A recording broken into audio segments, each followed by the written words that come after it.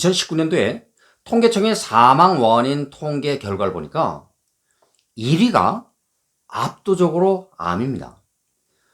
그런데 그 내용을 한번 좀 살펴볼 필요가 있겠죠. 여기 암에 대해서 보니까요. 남자가 한 196명 정도, 10만 명당 그 정도 수준이고요. 여자가 10만 명당 한 120명 정도 수준입니다. 자, 그런데 압도적이라고 표현했죠. 왜 그러냐? 2위를 잠깐 볼까요?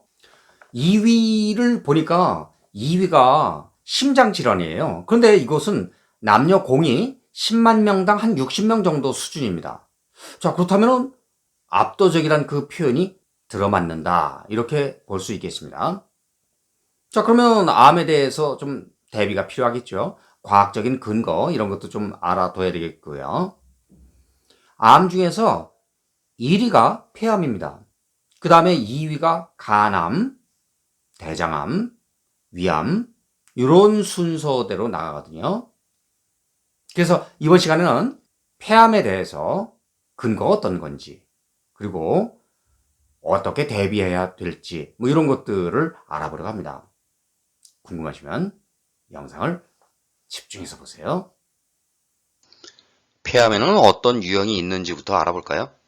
폐암의 주요 유형은 소세포 폐암 SLC 이거하고 비소세포 폐암 NSCLC 이것이 있습니다. 이 중 NSCLC는 폐암의 80에서 85% 정도를 차지한다고 합니다. 이 계통으로는 선암, 편평세포 암종 및 대세포 암종이 있죠. 소세포 폐암 SCLC는 폐암의 10에서 15% 정도 이렇게 되는 유형인데 이 유형은 NSLC보다 빠르게 성장하고 퍼지는 경향이 있습니다. 빠르게 성장하기 때문에 화학요법과 방사선요법에 잘 반응하는 경향이 있죠.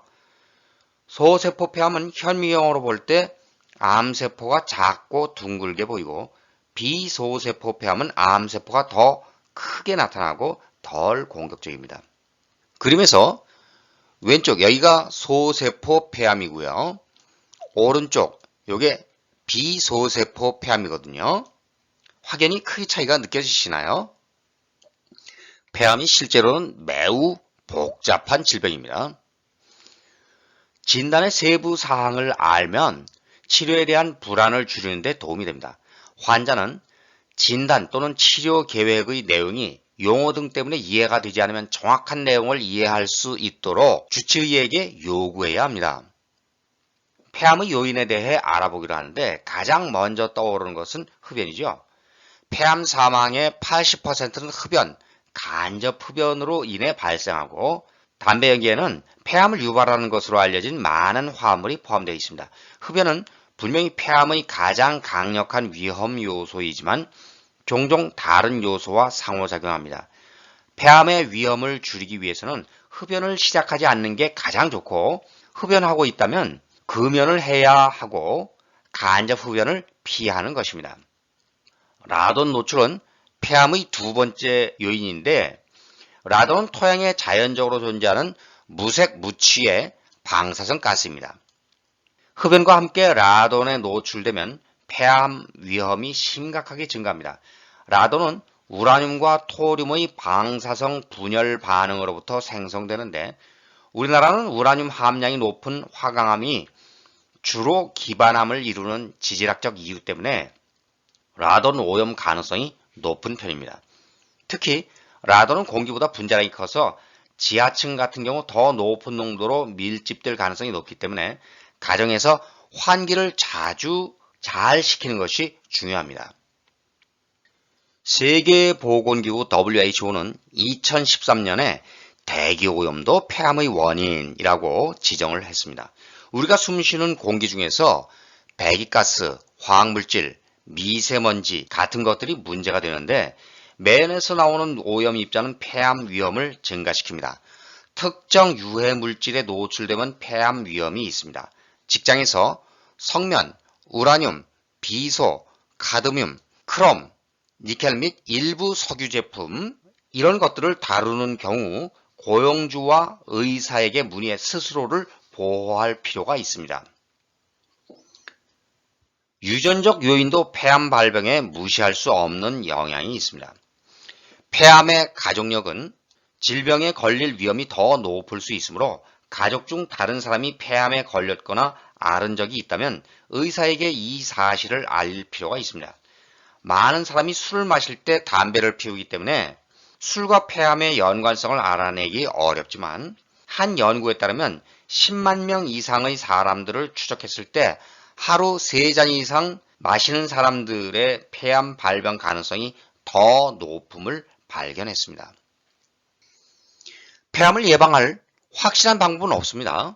하지만 다음과 같은 경우 폐암 위험을 낮출 수 있습니다. 먼저 금연을 실천하고 만일 담배를 피운 적이 없다면 담배를 아예 접할 생각을 안 해야 합니다. 그리고 간접 흡연을 피해야 합니다. 그 다음 중요한 것은 라돈 노출 수위입니다. 집에서 라돈 수준이 어느 정도인지 알아두고 수시로 환기를 해서 라돈이 실내에 축적되는 것을 막아야 합니다. 그리고 일하는 환경에서 다양한 발암물질을 피하려는 그런 노력이 필요합니다.